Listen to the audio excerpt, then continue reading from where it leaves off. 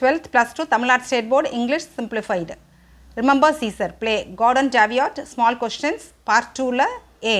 How did Lord Weston describe himself? அவர் தன்னைத்தானே எப்படி விவரிச்சார்?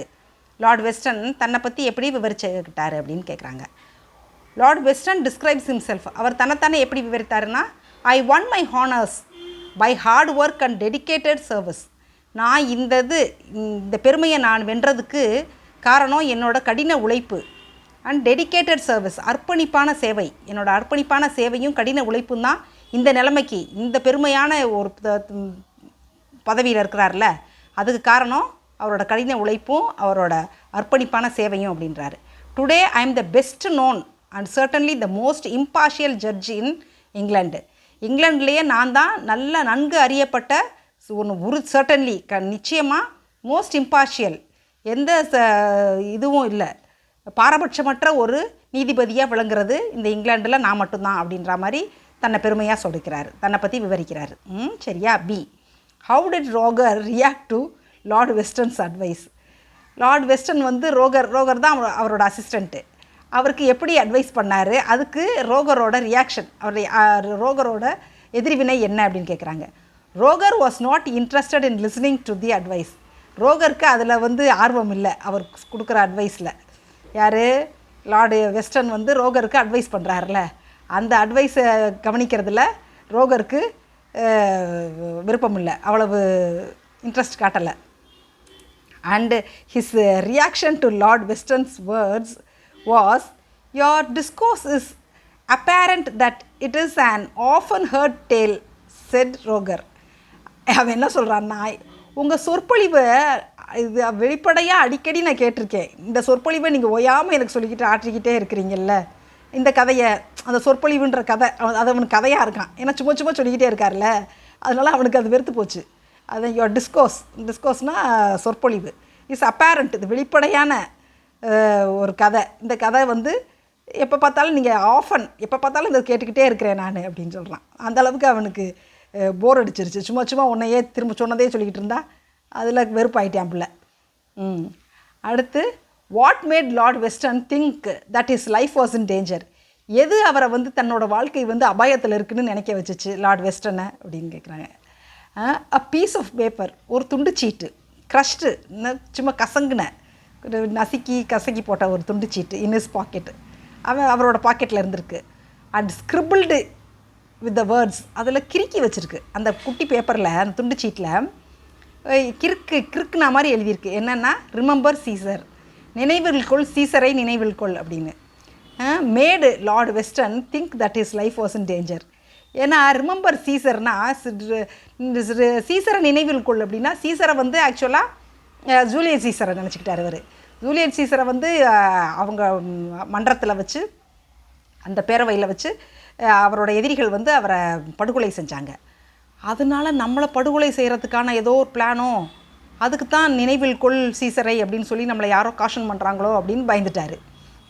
அடுத்து d. Why was speaker keen to know what the day it was? அந்த நாளை பற்றி எதுக்கு அவ்வளோ முக்கியத்துவமாக அதையே குறித்து யோசித்தார், கேட்டுட்டு இருந்தார். அந்த டே, அந்த நாள், அன்னைக்கு அந்த நிகழ்வு, அன்னைக்கு நாள். He was keen to know the day as it was 15th of March, the ides of March. அதுதான், அதாவது சீசரை படுகொலை செஞ்ச நாளுமே நடுவில், இடீஸ் ஆஃப் மார்ச்னால் மார்ச்சோட நடுப்பகுதி, 15ஆம் தேதின்ற மாதத்தோட நடுநாள் தானே. அந்த இடீஸ் ஆஃப் மார்ச் அன்னைக்கு தான் ஜூலியஸ் சீசரை படுகொலை செஞ்சாங்க. அதில் அந்த நாள், இன்றைக்கும் அந்த நிகழ்வு நடக்கிற அதே நாள். அவர் ஜட்ஜு இன்றைக்கி என்ன தேதின்னு கேட்குறாரு, அது மார்ச் 15. அப்போ இந்த நாள் தான், அப்போ நம்மளையும் இதே நாளில் தானே சீசரை படுகொலை செஞ்சானுங்க, ஜூலியஸ் சீசரை, அதே மாதிரி இதே நாளில் நம்மளையும் படுகொலை செய்ய போகிறாங்க போல் அப்படின்ட்டு, அதனால அந்த தேதியை பற்றி ரொம்ப குறிப்பாக இருந்தார் அவர். He was keen to know the day as it was the 15th of March, the ides of March, the day Julius Caesar was assassinated, படுகொலை செய்யப்பட்டார் இந்த ஃபோரம், பேரவையில். Therefore Lord Weston was afraid. அதனால் லார்ட் வெஸ்டன், ஒரு judge judge Weston ரொம்ப பயந்துட்டார். Was afraid that it was the threatening plot for his own assassination. அது ஒரு பயம், நம்ம மிரட்டுறதுக்காக அது ஒரு சதித்திட்டம் தீட்டி நம்ம மிரட்டுறானுங்க, பயமுறுத்துறாங்க. அவன் தன்னையே கொல்ல போகிறானுங்க போல் அப்படின்னு சொல்லி பயந்துடுறாரு. இவரை பயமுறுத்துறதுக்காக, இவரை த்ரெட்டன் பண்ணுறதுக்காக இவர் மேலே ஒரு சதித்திட்டம், பிளாட்னா சதித்திட்டம், அதை தீட்டி இவரை அச்சுறுத்துறதுக்காக செஞ்சுருக்காங்க அப்படின்னு சொல்லி நினைக்கிறாரு.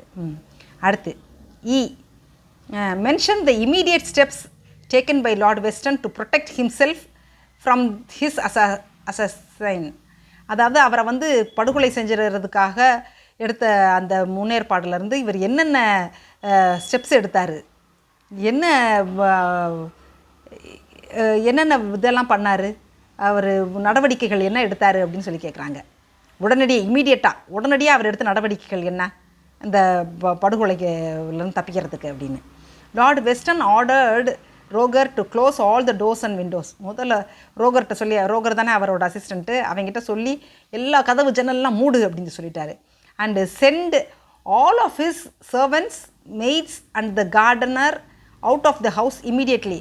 உடனடியாக வீட்டில் இருக்க வேலைக்காரங்க, பணிப்பெண்கள், தோட்டக்காரன் எல்லாத்தையும் வீட்டை விட்டு முதல்ல வெளியே அனுப்பி, அப்படி இமீடியட்லி உடனடியாக அத்தனை பேர்த்தையும் அனுப்பிச்சி விட்ரு அப்படின்னு சொல்லியிருக்கிறாரு. அடுத்து F. Do you think that Lady Weston did not care about the threaten to her husband? State reasons. அந்த அம்மா லேடி வெஸ்டன் இருக்காங்கல்ல, லார்ட் வெஸ்டனோட ஒய்ஃபு, அந்த அம்மா இதை பற்றி கேர் பண்ணாங்களா?